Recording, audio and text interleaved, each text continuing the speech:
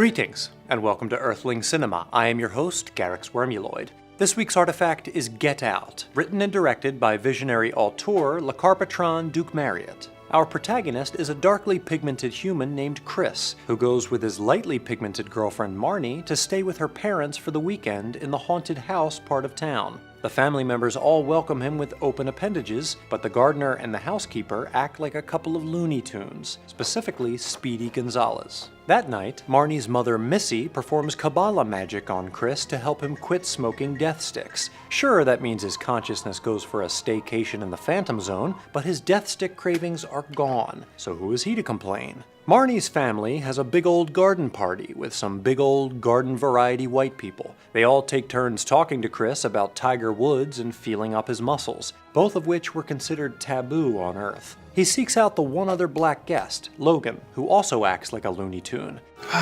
I guess Elmer Fudd, because he's wearing a hat. Chris snaps a picture using his Samsung Galaxy Note, but the flash turns Logan into Weapon X, and he yells at Chris to get out. Get out! Hey, that's the name of the movie! Although the original working title was Black Weekend No Go So Good.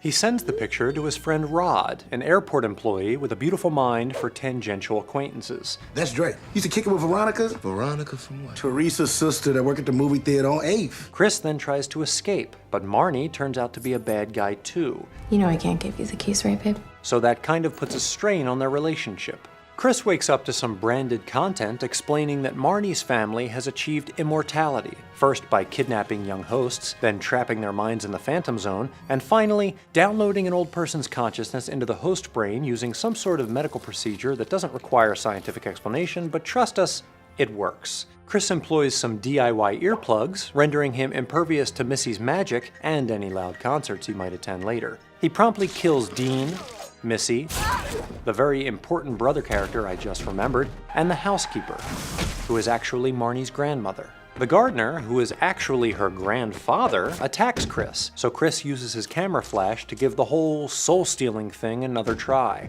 Now free, the host shoots Marnie and then kills himself so he doesn't have to mulch ever again. Then a police car shows up, but it's actually just Rod driving an airplane he borrowed from work. They fly off into the sunset as Marnie ponders moving to upstate New York to help her friend Hannah raise a baby.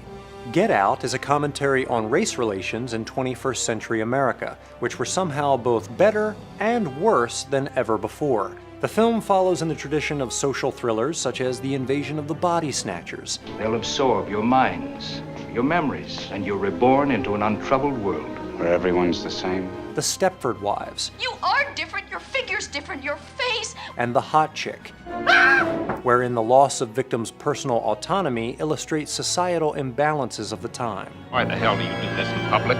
The Armitage clan, pun attempted, bend over backwards to demonstrate their racial open-mindedness. No small feat given the inferior flexibility of Caucasians. Marnie's father tries to use black lingo. So how long has this been going on, this thing? And apologizes for the optics of having black servants. I hate the way it looks. And he loves Barack Obama, despite Obama's boring, non-confrontational style of handshake. By the way, I would have voted for Obama for a third term if I could. To the audience, this overenthusiasm seems suspicious because they've already seen the trailer. But it doesn't raise red flags for Chris, as he's used to odd behavior from white people trying to prove their tolerance by wearing a bracelet or whatever.